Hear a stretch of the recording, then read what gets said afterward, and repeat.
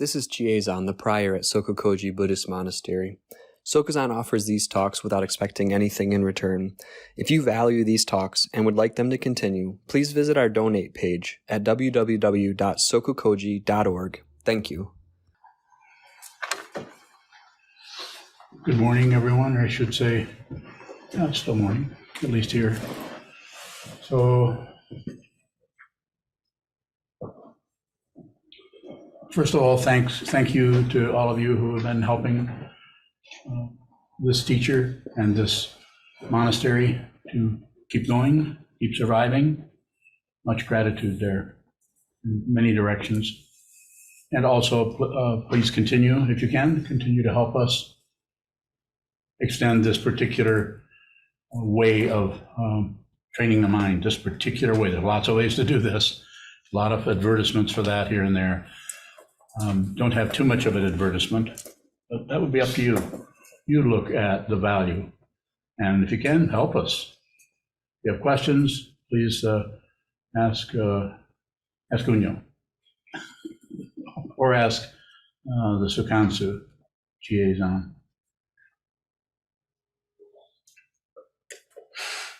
This morning's Dharma talk title is Story Traps. So we all know what a story is. We listen to our mind chatter at us all day long about this, about that, sorry about this. They said they should, she should, they shouldn't, I should have, but I didn't, but I should have, and I will know next, on and on and on, yak, yak, yak. And what are these things? What is the motivation behind that? What is the ego intention? To protect itself. You don't want anybody to see who you are. You don't even want to see who you are because you're terrified. Maybe not terrified.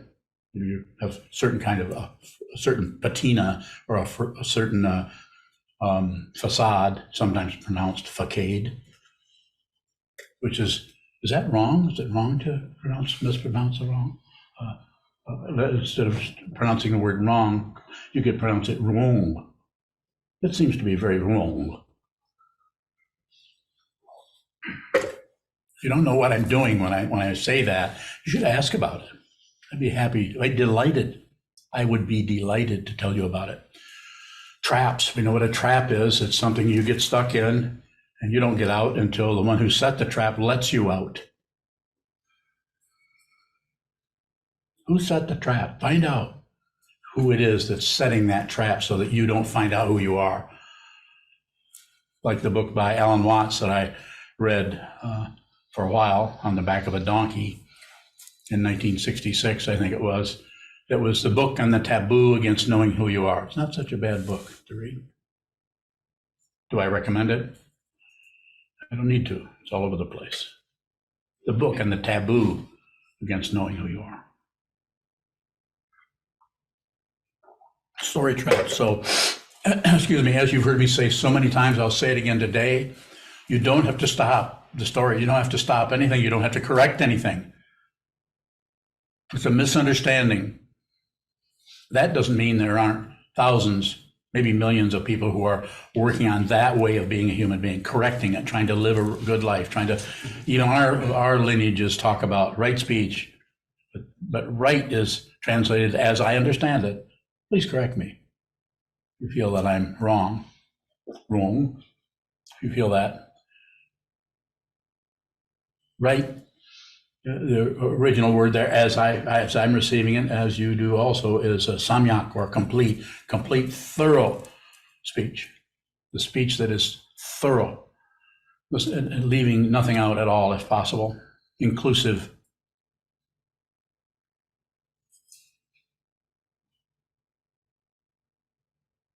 So, story trap, it's about getting caught. It's about getting caught in that. It's about awareness. The practice is about awareness that you're being caught. Don't correct it. Don't correct it, because ego, your self-centeredness, as long as you have not seen through that thoroughly, is going to join right in and be the one who corrects, the one who gets credit for saying things correctly and not having any story traps. Don't do that. And how do you How do you don't do that? You see the way you do it. You get very, very familiar. It's called, according to Socrates, it's called self-knowledge. Self-knowledge. Knowledge of what this is, what is happening here. Leave out the Buddha's Dharma for a while. What is happening here? What are the covers that come over the eyes every few seconds? What are those? Find out what it is. Don't settle for anybody's idea or description of it, even your own. Don't settle. Find out yourself so you see the absolute and relative miraculous situation that you are in. You, that artificial you, cannot do this. You cannot create this. You can be a famous violinist. You can be a famous concert singer, opera singer, whatever. You can be the being. The existentialists covered that around 100 years ago. You can be the being in nothingness. You can do that. It can be done philosophically, psychologically. Go ahead. But it doesn't address the fundamental misunderstanding or the fundamental cover-up, which is life and death. There's no such thing as life and death. But you have to see that yourself. You have to see it. And it's not a conclusion. If you awaken, you will not know it. If you know about it, there's still something that thinks it's awake. You won't know it. But you will be, to use the relative word, you'll be fearless. It's not that there isn't fear. It's not that there aren't flames burning down a forest. It's not that there isn't occurrence. It's just that it is unreal. It's a cosmic joke, as has been said before. So the idea, pardon my sniffling, the idea there is that you get trapped in by believing what your description is of what just occurred, or what you're thinking about, or what someone else is doing to you. And the ego mind will immediately go to cause.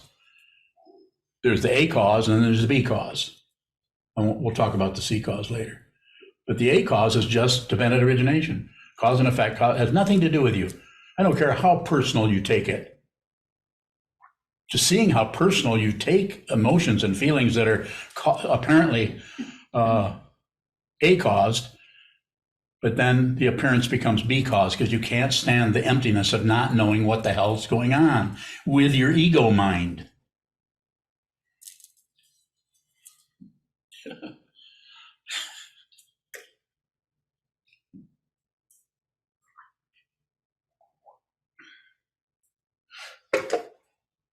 So the idea is to see the trap, to see the way you stumble into a cave of demons and start fighting with the demons, or agreeing with the demons, or looking for angels among the demons. Always looking for, searching.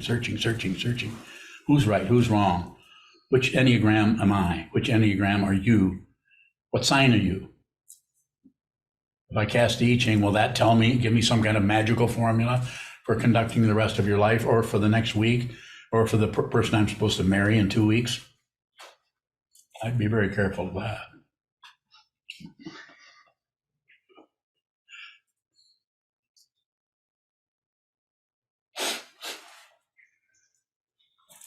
Sokuzan, is that the guy that laughs at his own jokes?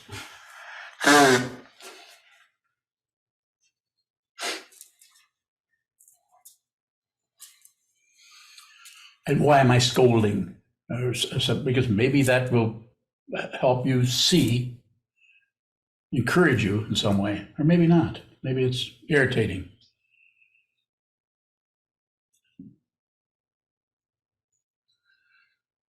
What happens in the story trap is something occurs in our life, someone says something, or we remember something, or all of those, and then we, instead of just receiving that as it is, be genuine, have some dignity, rather than abandon your Buddha nature for some I just use the word demon because that has a lot of force behind it, but just some misunderstanding of what's going on. I'll settle for that. I need to know what's going on. I can't stand to not know, because then the ego starts to get a little chilly, if not frostbitten by what? The reality that it fights with. It's not the reality. It's fighting with the reality that causes the frostbite on the tips of the ego fingers.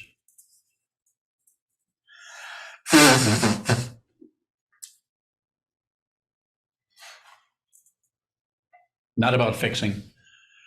Not about, it is not about not telling stories. It's more about believing or adding on to the story that that's true, rather than seeing that it is your first lesson in dependent origination. If you stop turning what arises for something that is happening to you, or some kind of positionality on your particular life, where you're getting better, getting worse, staying the same, all the stories that stack up. Listen to the story. Listen to your mind tell the stories. Just don't publish. Just listen to the story. Listen to the story. It comes and it goes. It shows up, gets stronger, gets weaker, gets. As you've heard me say before, it's just don't believe, don't disbelieve, and don't ignore. So don't disbelieve it, aggression. Don't believe it, passion. And don't shut down or distract yourself from it, ignorance. Those are the three poisons. And it is about being aware that that's happening, rather than going in and meddling with the mind stream, so you can create a better, more elevated, more enlightened you or me. There is no me.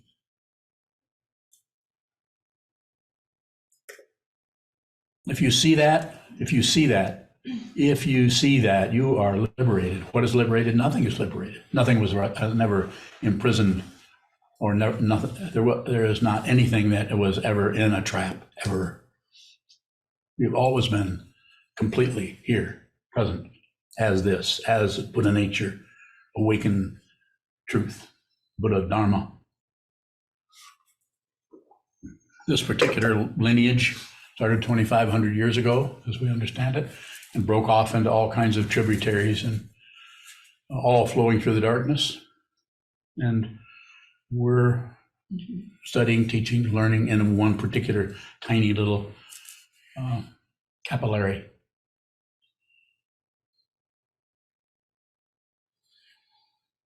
Go ahead, Hakaran. Thought I forgot you. Uh-oh. You said, Hakaran bowing, you mentioned earlier that right speech you were talking about, and you said doesn't leave anything out. And how can we leave anything out? Hakaran bowing. By believing or disbelieving or ignoring, we cover up aspects of that which is dependently arisen and turn it into our personal little imaginary nature of what happened, what someone said to us. And it's not that doesn't occur. It does occur. The stories come and go and come and go. But there's no storyteller. There's no one in charge of anything. There's no authority. If you think there is, and you think you need to find it, some kind of theistic notion, or even theism that tends to arise in the Buddhist teaching also in some way. It's not about something not happening. It's about what we do with it. Don't do anything with it. Don't push on it. Don't pull on it. Of course, there are exceptions to that. If you're a practitioner, if you're a monk, you've just signed up for a lot of pulling and pushing in a certain way, in a certain structure called the Dharma. But the idea there is so that you have ways of looking at the storyteller mind, the ego mind, the self-centered mind, the picking and choosing mind, the one that is paranoid on a level so deep that we don't even know we're paranoid. Those when you realize that you're operating out of paranoia, this is awareness.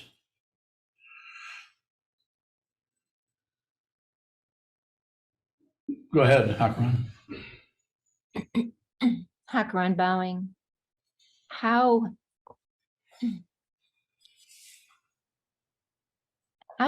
can we catch ourselves before we meddle with something? How can we be more present with someone and not go into action? So first of all, stop worrying about the state of being present. Stop particularly trying to establish an aware, just keep it very simple. Just, it's the leading edge of everything. Whatever shows up, the tone of someone's voice before it even registers with you what they're even talking about or addressing, that is the reality. That's the dependent origination. That is pratitya samutpada as I see it. When I say I am saying this particular awareness.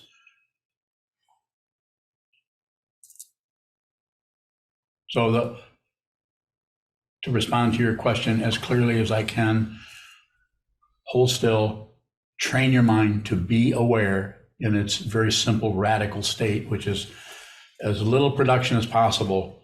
Sit down, you have a say-so about this part of the consciousness, that part which is operating in a very slow speed relatively. That's why it looks like there's such a thing as time, because we identify with this. More wrinkles, older, less wrinkles, younger. Of course, they have cream now you can rub on that. But there's no cream that's you are going to be able to rub on your consciousness or your ego to somehow disperse those wrinkles that could be called thought patterns, ideas, conjunctions, grievances that are assumed are correct about this, about that, about her, about him, about me. No conclusion. Might have to watch the conclusions for quite a while without going to war with anything. That's difficult because it is very tempting to fight with it, aggression, or make excuses or blame, passion, or distract yourself or shut down, or I need some more coffee. No, I don't.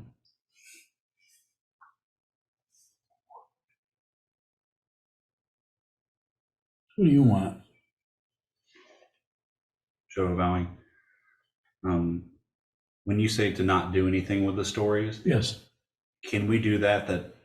Can we not do anything that doesn't have a little bit of a push, pull, or shutdown? No, you're very correct. But it is about being, my word would be responsible for that. Responsible for your emotions doesn't mean believing them. It just means that if the emotions come through you, they need to be there. They're dependently risen. That they're really, in one sense, they're none of your business. On the other hand, if you see something going on, you need to observe whatever is happening. You don't have to add your own personal 2 cents worth into it. More? Shadow bowing. When bad weather, like emotional weather, is coming through, and I'm endeavoring to not do anything with it, it looks more like I'm shutting down or trying to pause until that passes through. Is that? It's fine. It's just awareness. There'll be all kinds of stories around what you're trying to address as being aware of stories. So it's self-pollinating. You can't get out of here. You can't leave your hands behind yet. More? Shadow bowing.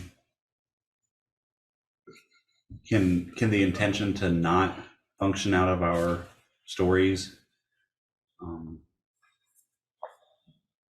be aggressive? Sure, but it's awareness of the aggression.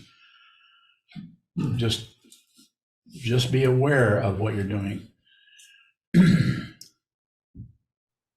Closer to where you're looking at. Just be aware of it. Trungpa Rinpoche would say, have a willingness to be a fool. Just rather than trying to stop being foolish, just notice that you're foolish. You're off balance in some way. That's okay, because there is no you. But the off balance quality that it can arise in your particular lifetime, January 23rd, 1998 or whatever it may be. You were here then, weren't you? Slightly. Mostly. There's a lot more over here then than there is now, more than likely. Wouldn't you agree? Don't agree. You just agreed. You agreed with the no shake? Jake, that part? Not that funny.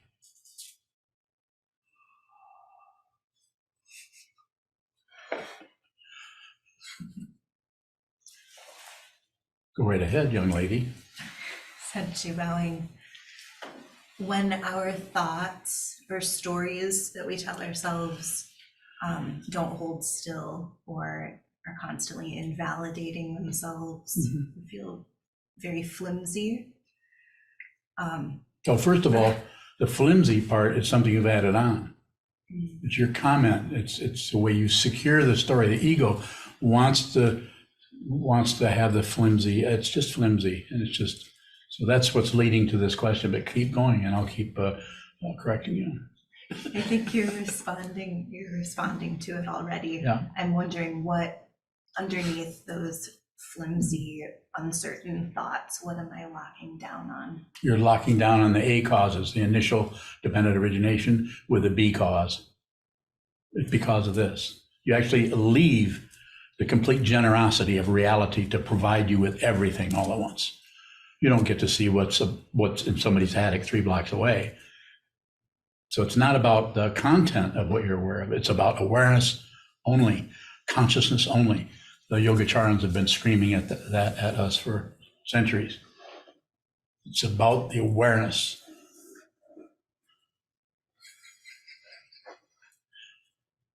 More, less. Not yet. Is there a practical protecting ourselves before it becomes paranoia? Is there a Practical? How do you mean? Say more. I guess I wonder if protecting myself is always paranoia. No, it's not. It's very situational. So there's nothing to correct. So therefore, the structure that shows up on its face as ego or self-centeredness or narcissism or pride or however you want to describe it, the deep underlayment of that is just untraceable.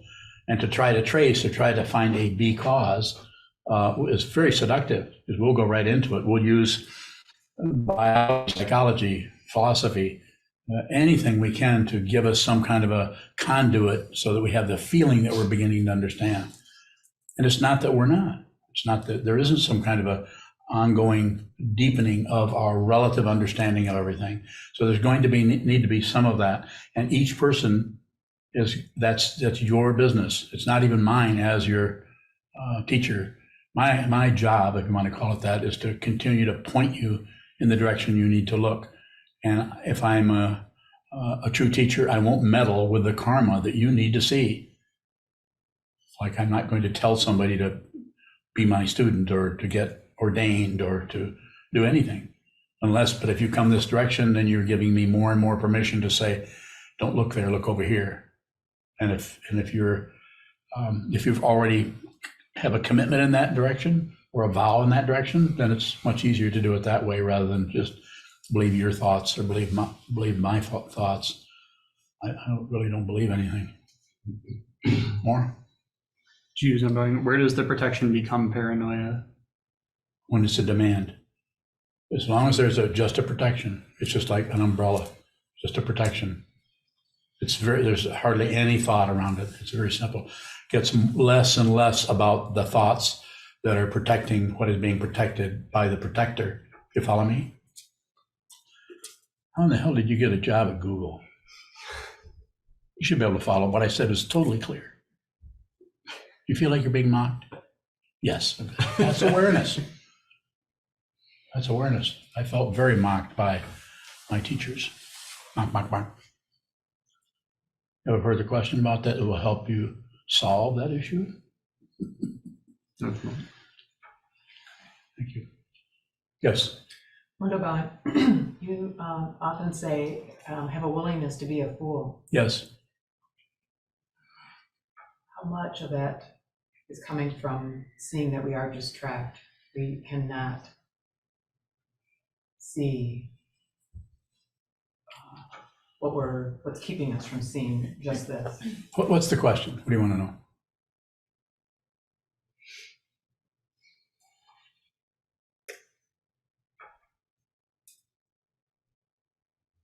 What are you pointing at when you say have a willingness to be a fool?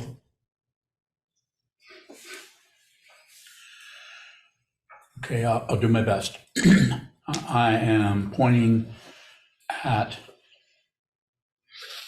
endeavoring to help you see that the actual structure underneath the foolishness is that there's no real solid identity. There's no one there. There's just foolishness, and there's just willingness. But there's no one that subscribes to anything. There's no subscriptions. You haven't joined anything. You haven't left anything, and you haven't ignored anything. 3 poisons again. So it's just a willingness to tumble into that area without anything extra, no protection. That doesn't mean, for instance, with Juzan's question, that some kind of instinctive protection may come up that will even allow you to do that. Some people, some situations, some consciousnesses need some kind of a conduit so they can even get close to the teachings. So there are fully ordained monks, not only in this lineage, but in other areas where there seems to be an overprotection of students by the teacher or by that particular understanding. Not incorrect, but we're not doing that here. So it's very, very situational. And if the person who is advising you is clear about what this is, then the recommendation that you will get might be totally different from the recommendation that someone else would be getting to understand that particular issue. What was the issue? How to be a fool? What is helpful about being a fool? Okay, that's a little better.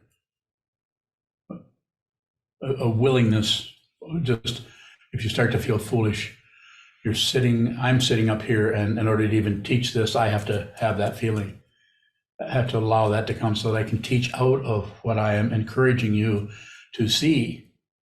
And the willingness to be a fool is at first propelled by, engendered by, and nourished by the ego struggling and feeling like I'm starting to lose my footing here. I'm being mocked. I'm being laughed at. What I'm doing here is completely crazy. It's foolish.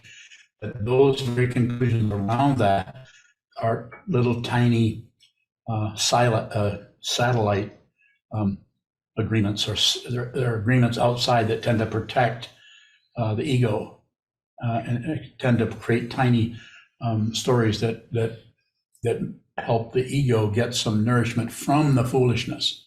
So I'm willing. It's like you were telling yourself. You might be telling yourself. You could hear that. Well, at least I'm willing to be a fool.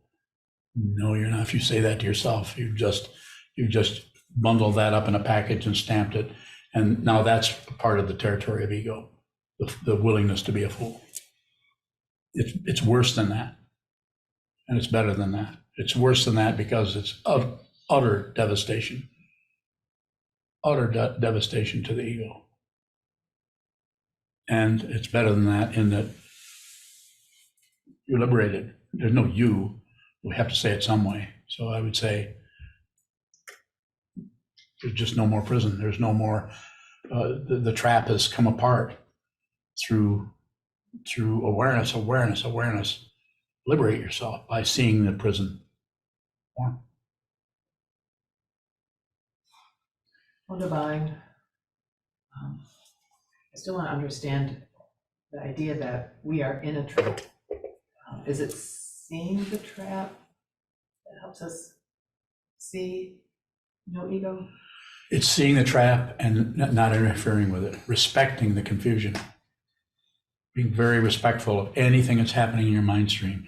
If it shows up in your mind stream, it needs to be there. It doesn't have a little feeling of need, like it needs this. It's dependent. It is without flavor, without odor, without color, without texture, without. It's empty of the reality that is being projected onto the screen that is so believable. Feelings and emotions go through your mind and body. We believe it. If we're feeling down or feeling negative or feeling, we immediately give it a name, depression or anxiety. We name it.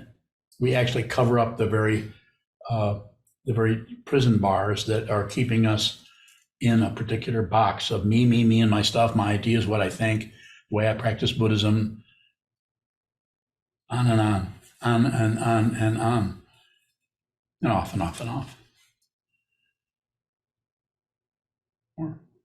Divine, it seems like there are so many layers, like we are really trapped. We are.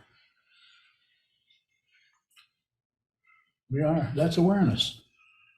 You don't have to get out of a trap that is unreal, because that which is trapped is unreal.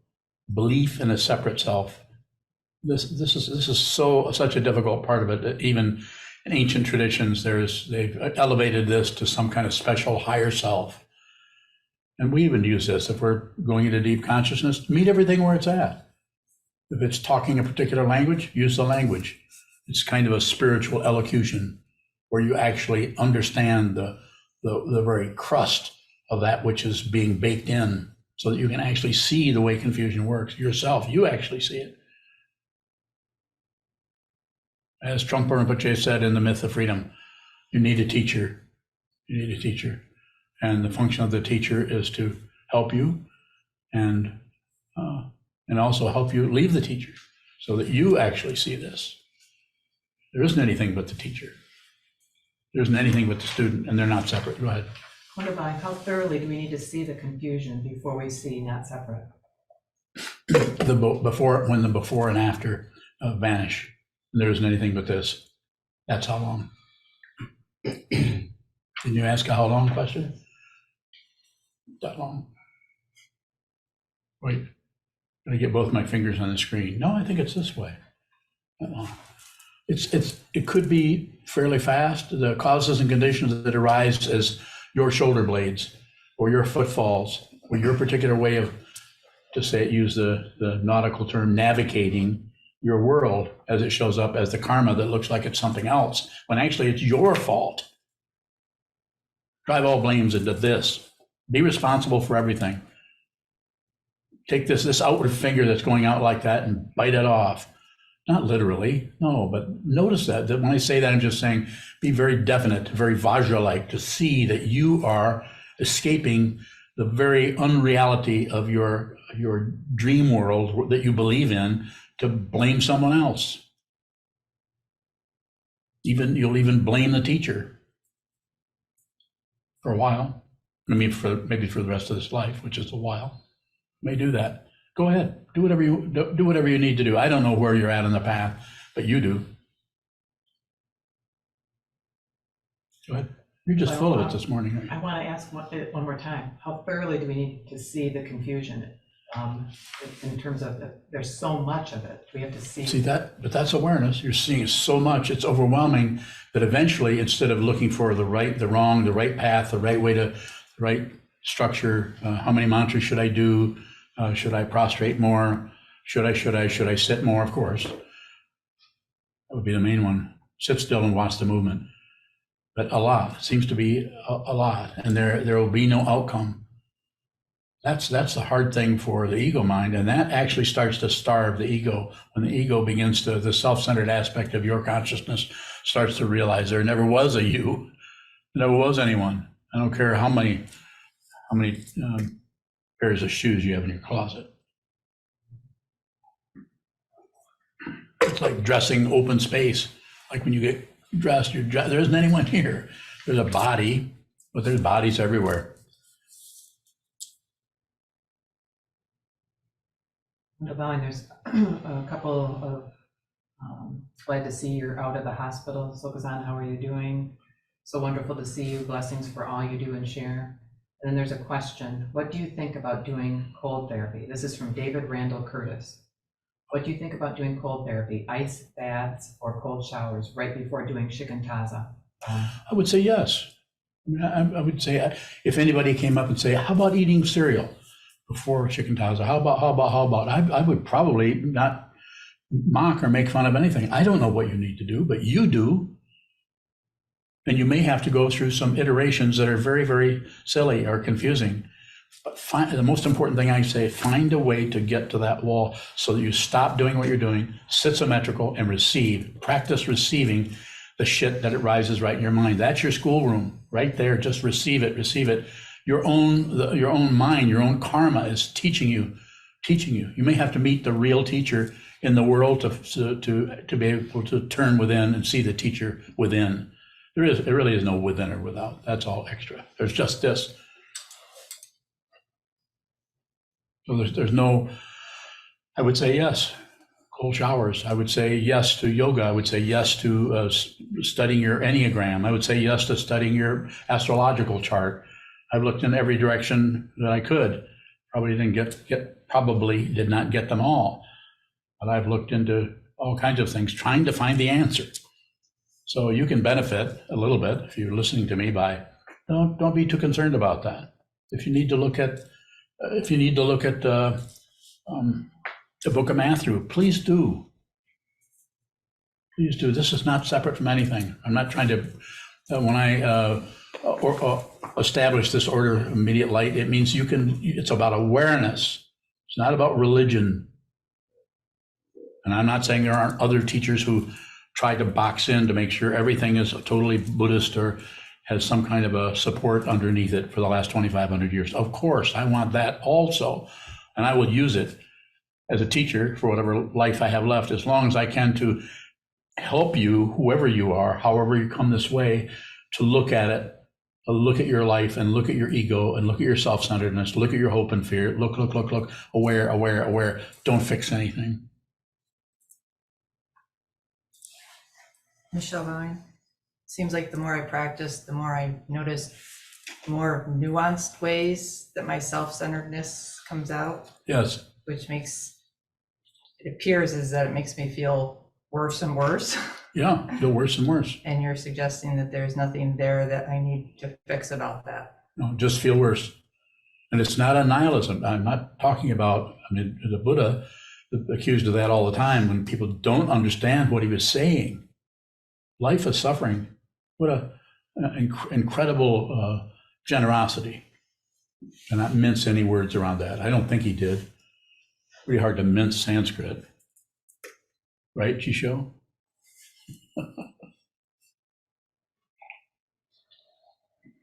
Yeah.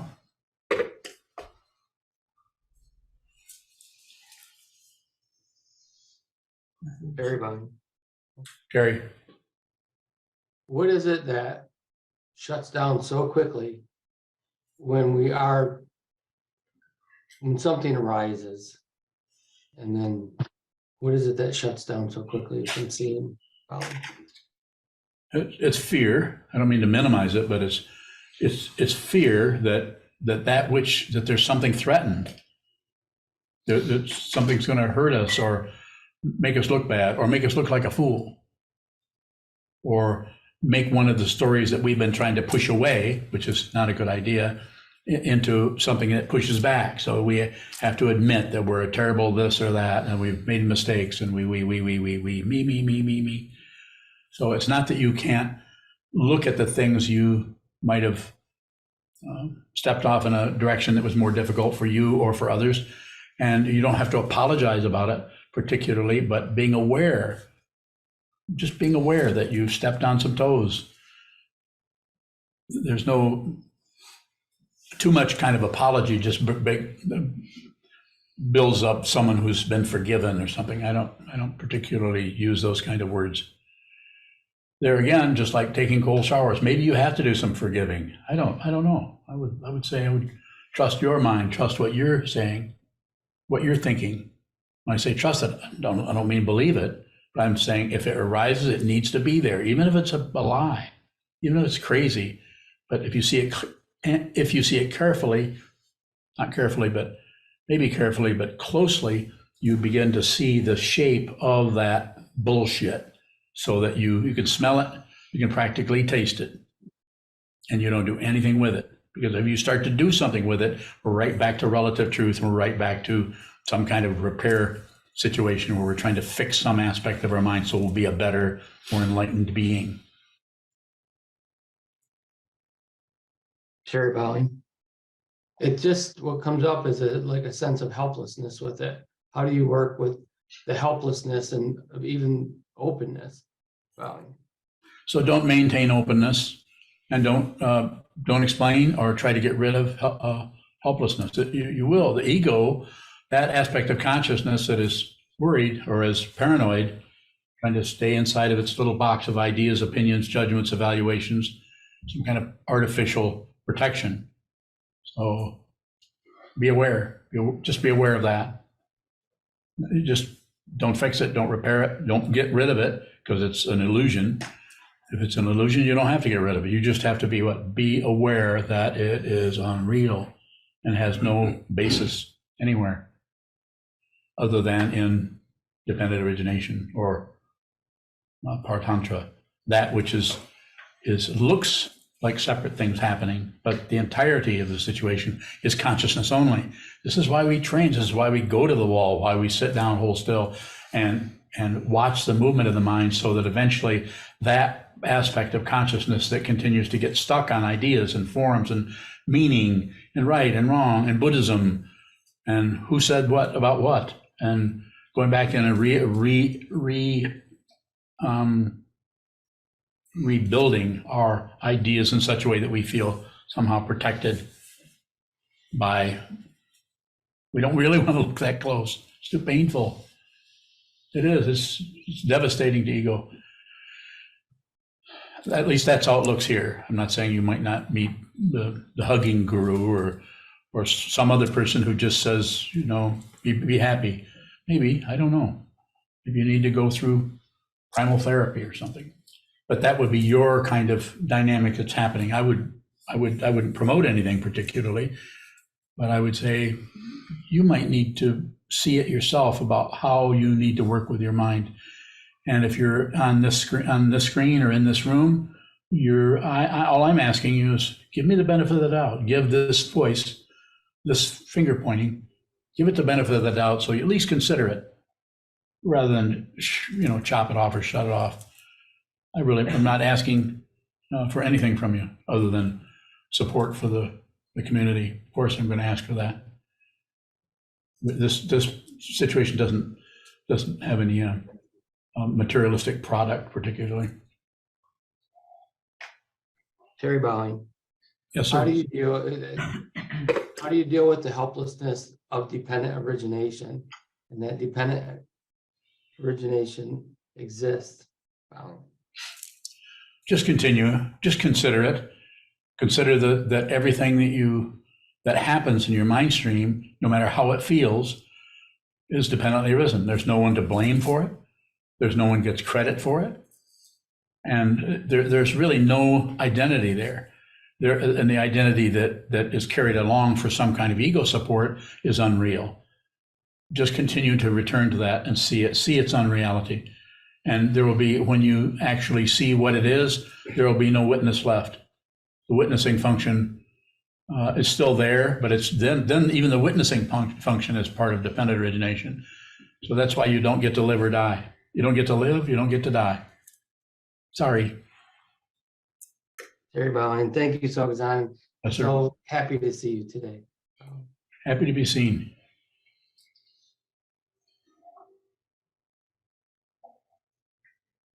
Yuhong Bowing. Go ahead, Yuhang. I'll get to this gentleman later. Yuhong Bowing. I have two questions. The first question is regarding being a fool. I'm wondering, is there a difference between just being a fool without action and being a fool? I guess I'm not really clear, like how to be a fool. Bowing. Okay, so that's how it's done, by just not being really clear. That's awareness. That's not a failure. Oh, I can't figure out how to be a fool. No, the awareness of that's actually has a path quality to it. Some kind of movement that is addressing your awareness around the concept of foolishness or being a fool. That is that from the learning, the teaching point of view, is about pointing to that part of that aspect of the ego that it's trying to protect, so it doesn't look bad, it doesn't get a bad reputation, or it doesn't stumble, or it doesn't.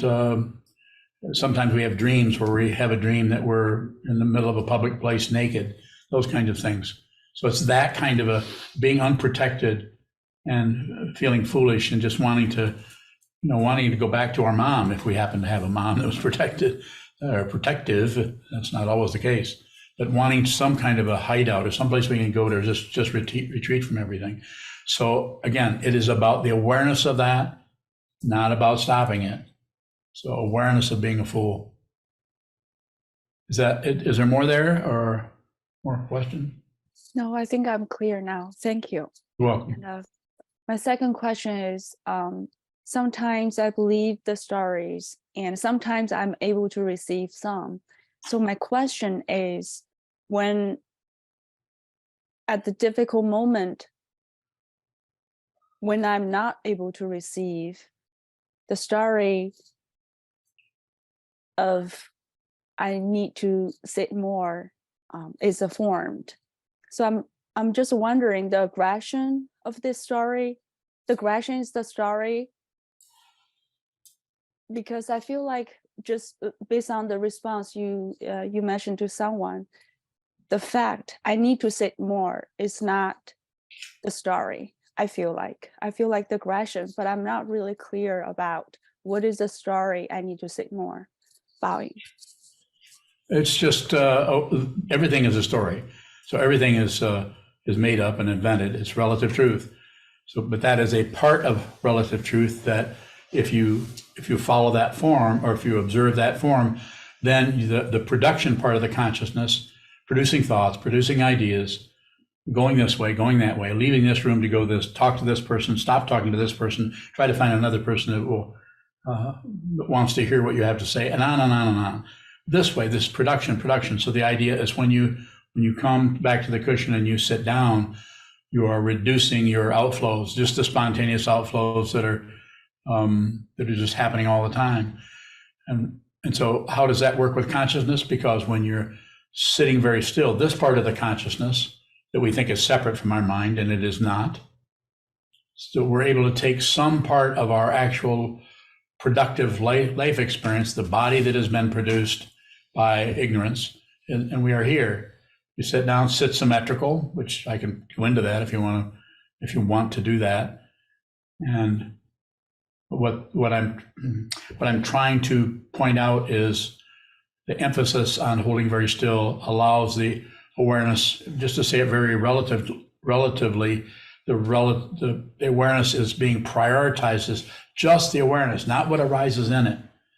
So what arises in the awareness is more, it holds forth at the kitchen table, in the living room, on the television screen, and in our emails and our texts and everything. There's always thinking about this and this and this and this. Mm-hmm. Whereas when you sit still, and the story about that, I can tell you is, here's the story.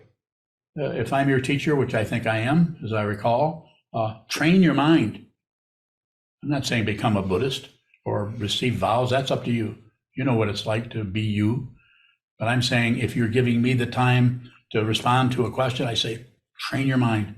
And what does that mean? Get to know yourself and sit down, hold still, and watch the movement of the mind until eventually you begin to see what this is for yourself through your consciousness and through my prompting. So I would say this on a positive note, you're doing what you need to do. It just it won't feel like it. That's why it's necessary to have a teacher, someone who you can look at as a mentor, someone who understands more clearly than you do what's even happening in your world. And it's not about the politics of experience trying to convince you of anything. I'm just encouraging you to see it yourself. And the way you ask questions, I can see that you're doing that. Further? No, thank you, Bowing. Certainly. Views on buying. What does protection look like without demand? Very ordinary. It's just an ordinary, mundane situation where something's one I used with Onyo today. I think it was today. I just said, she asked a similar question. I said, it's just like an umbrella. It's very ordinary. Not about you. Not even about the person who invented the umbrella. It's not about the color of the umbrella. It's just protection. Just like we chant morning, as much as we can, we chant, we pray for protection, for this mandala, for this. Is this working? I don't care if it works. I don't care. I mean this. If this place gets struck by lightning and the whole place blows up, nothing has gone wrong. If you think that that's wrong, I'm not saying it wouldn't be painful, but only for a few seconds. There's nothing to protect except what that protection that you're asking about just happens spontaneously. Get out the umbrella. I have to protect myself. I walk with a walking stick because my balance is insecure. There's nothing, I'm not really correcting it particularly, just adding something in there that seems workable, that keeps me from, when I start to tip this way, I used to, as soon as I would start to lean anyway, my whole biological mechanism would let me know and I would not lose my balance. Whereas now I can tip as much as maybe 3 or 4 degrees this way before my consciousness really, I realize that I'm starting to tip over any direction. And those of you around me very much see me do this quite a bit. But with that stick, it kind of, so that way if I do start to move, I've moved the body awareness over from just a natural sense of gravity and a center of balance. I'm using something in there that's not a demand, but it's just a part of just maintaining my balance so I don't fall over, or so that you don't feel really bad when I fall over and crack my head on the pavement. And you said I should have helped him. Is that helpful? No demand, but a request. You can say it's like a request, like we ask. We don't demand help from anything, but when we pray, the supplication is about asking. It's not about receiving it. What is about receiving is anything that happens in your mind stream, receive it. That's a great, profound generosity, is to give and give your attention to everything without accepting, rejecting, or shutting down.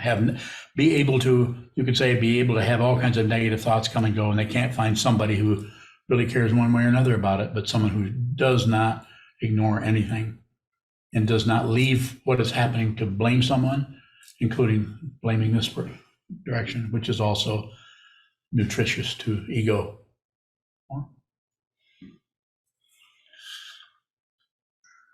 Further question on Zoom or here? Yes, go ahead. From YouTube, Naveed bowing. What does the mind look like visually when you look at it bowing? Me? What does the mind look like visually when you look at it? When I look at it, it's just everything. There is no mind. It just is. It's separated out as mind. We separate out our thought patterns into something other than our body or other than this altar. One who is liberated doesn't see anything else. At the same time, they see incredibly closely and carefully everything else that also thinks it's something else. And does it do anything with it? Doesn't do a thing. Doesn't agree, doesn't disagree, and doesn't look away. And there's no one there anymore. Even though the body, just like my body a few days ago, was in a pretty precarious situation. And because of medicine, whatever because you want to use, have a little bit more time, but it's not indefinite. Is that your child yelling in the other room? Is he just excited about what he's watching on? He might be. Yeah. We should check on him anyway. Michelle Bowing, earlier you had mispronounced a couple words. Yes. What are you pointing at when you were doing that? Well, it's. I'm going to give a talk on this at some point. I feel it coming up. It's been coming for a long time, but my own elocution or using the language in an appropriate way, I'm just saying that we could tighten up some of the awareness around that by being aware of the way we pronounce. This doesn't mean you can't speak in Ebonics if you want to. That's also elocution, but it's a particular, just like a particular way of teaching, just like Trungpa Rinpoche back in the 70s had some people giving classes in how to pronounce with using a British accent. So he happened to like the British accent. So I think there was he changed the words to, instead of Kathy's hair, it was Kathy's hair. Kathy's hair is very black. I can't do it very well. So it's there again, it's about not right and wrong, it's about the awareness of how you're producing language. I'm doing this all the time, and I invite people. Well, you don't even have to invite her. If you say if your grammar is incorrect, she will tell you right away, unapologetically, usually. So I think it's good. We could all work with that a little bit. If you look at the language as a structure, the way something is pronounced, and you ignore that and just kind of, like I just said, kind of, instead of just kind of, I said kind of, run the words together. It's not wrong. I'm not saying that's wrong. It's just, that's an area that you could actually work on your awareness to, and it's not about correcting. It's about observing the way you do that. And if you observe clearly the way you do that, that will start to back off. Quite interesting that your awareness is, when it doesn't have a particular direction, like I have to stop doing that. When the energy of that isn't brought up in the aggression of ego, trying to get control of everything, then the awareness is liberated.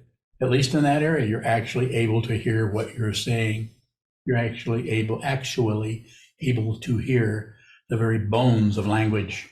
CCC, communicate, cooperate, collaborate. Without the first C, all you've got is more spinning, more confusion. So when I do this, when I say more, I don't remember what you asked me. I don't. Michelle Bowing, and when you do that to me, I tend to, like, my mind completely goes blank. Surprise. Ask for more. Yeah, it does. That's fine. You don't have to correct that. You don't need to fill anything in. Don't maintain anything, but don't get rid of anything. Don't maintain anything. You'll be fine. You might be popular. You might not be. You won't care. Be a transcendental pack rat. That doesn't mean you have to collect everything, but when something shows up, it needs to be there. Quite often we think, I think, or people think, or teachers think, or students think, somehow we have to correct everything, and that's not what elocution is about. It's about observing, being aware of the forms, even when they're distorted in some way. Hakaran Bowing. Go ahead, Hakaran. Earlier, in a couple of places, you mentioned the existence of complete generosity. What is completely generous? Hakaran Bowing. If that which is operating here as consciousness is you give everything your attention, there's no second and third thought. And if there is, you give that your attention. So you always have, you could say it this way, if I was going to use awareness as more projected or encouraged, I would say you get the drop on everything. Nothing can catch you off guard. And when I say off guard, that doesn't mean you're on guard. You can't be found out hiding in the past or daydreaming in the future. You're always here. And where is here? Nowhere. No reference point. For a while there, in the last several years, for a while, I was wondering if my mind was coming apart. And I think a few of my students were wondering also. It's not. There is no mind, so it can't come apart. There's only this, and it may manifest as life, it may manifest as death, it may manifest as growth, it may manifest as decay. This is dependent origination. You need to look at this.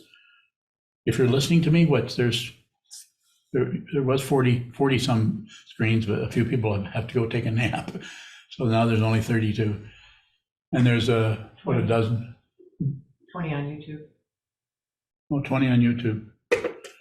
Well, okay. All right. So I'm just saying that this is not a popular thing I'm saying here. This is not something that is going to take off like, I don't know.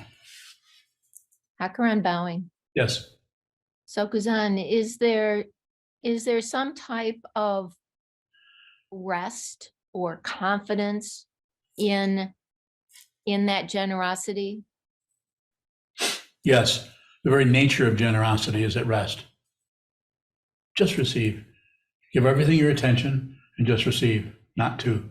If you're giving your attention, you'll receive. And it may be, as I said, the smelly part may show up, the rough and rugged and scratchy part may show up. Just receive, just receive.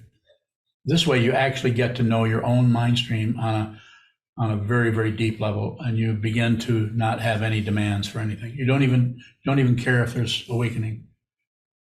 You just receive, and you're not greedy about what you're receiving. There's no grasping quality to it. It's this kind of a mudra. Just receive this. Do this to your mind stream, rather than have aspects of the mind stream that curl up into balls of jealousy or hatred or prejudice. And if they do that, then just receive that. Move your reception over to that aspect of your mind that is all crowded with ambergris. Look it up. Hakuran bowing. If we notice that at some particular point that we are resting in generosity, or is that then a story that we are concluding? It could be, but you would just receive that. Just receive it. Receiving this, you get a package full of dog crap, dog shit, and you get a package full of ambergris or gold. Ambergris is what comes out of the sperm whale that they make perfume out of.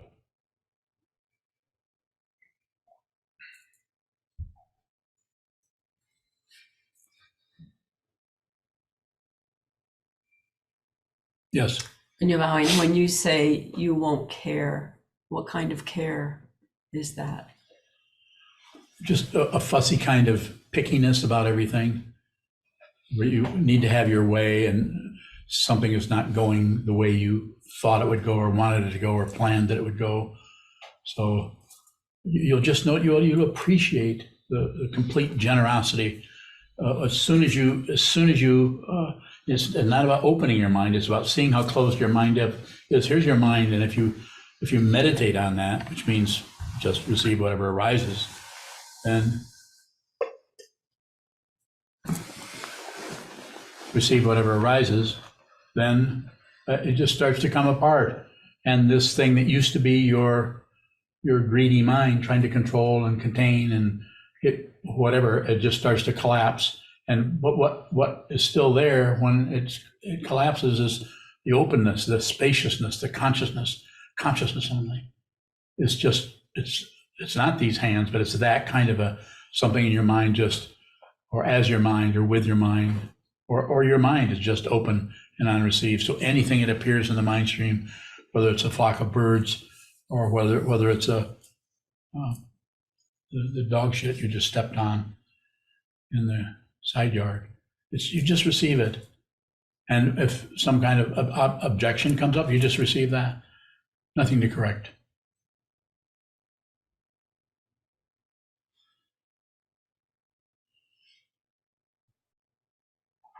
Long bowing. Yes. Earlier you said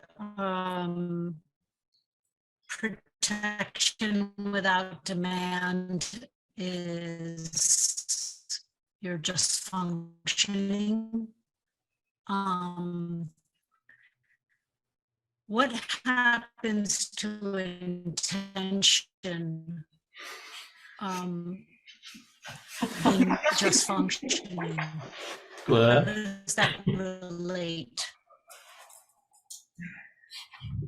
So I'm not mocking you, I'm mocking Zoom, because Zoom is making you talk like, what happens to intention? What? Did I? for- You're not to blame. The bad news is, I don't know what the hell you're talking about. The good news is, it's not your fault.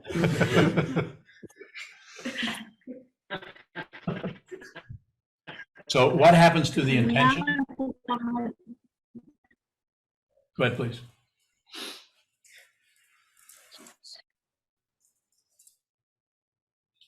The good news is, I don't know what the hell I'm talking about.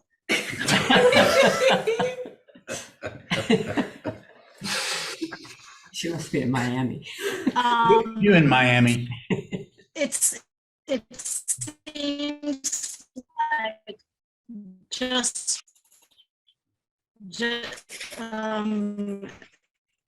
protection without and you have just functioning. Shut up. Even I can't understand anything you're you saying. are. I still can't. I have Can no. you hear me better now? No, I can't hear you better. Oh. Are you speaking more clearly? I hear you breathing.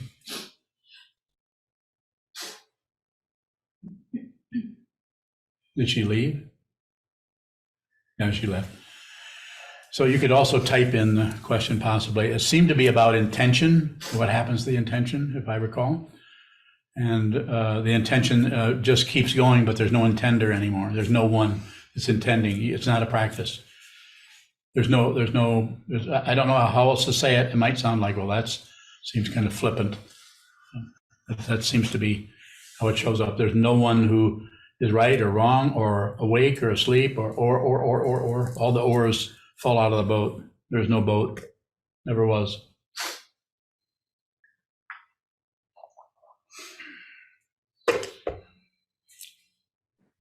Kayun bowing. Yes, sir.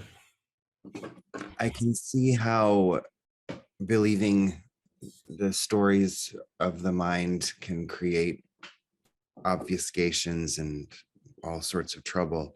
But is there a way in which storytelling can support the Dharma bowing? Oh, yes. Yes. I'm just, there's all kinds of, in the Zen tradition and in the Tibetan tradition, all kinds of stories that are told about teachers and about the interactions, and that encourages us to go on. Trying to think of, I just think it's all over the place. There's poetry and all kinds of expression that, music or anything is possible to express the Dharma. Maybe I'm missing what you're asking about, but I would say, yes, I encourage people to, maybe you need to spend more time as an artist. And, I would trust you. I'm saying I would trust you. Maybe I could go, I would trust you. It might work better to do what you need to do. If you come this way, I will help you as much as I can with your permission. But if you drop everything in this direction, go another direction, start to decide you want to be approach the whole thing in a different way. That I would trust you to do that. There's the right and wrong or extra. And so I would support you in, like you're a writer. You've published a couple of books, 2 books, I think? One book. Well, that's even better because this is harder the duality part of 2 books. Which one was the best? But you're working on your second book, right? Or wrong? Kayun bowing, I think about it sometimes. Well, that's a start. So yeah, write the book.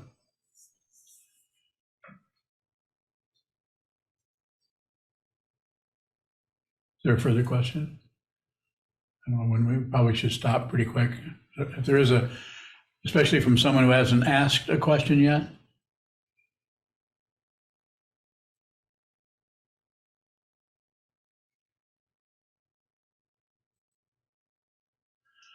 Well, you're going to regret this because in about 20 minutes, you're going to think of something you wanted to ask me. Yeah, that probably won't happen.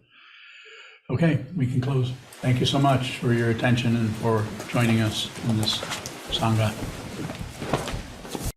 Hi, this is Chiezan, the prior at SokukoJi Buddhist Monastery. Sokuzan offers these talks without expecting anything in return. If you value these talks and would like them to continue, please visit our donate page at www.sokukoji.org. Thank you.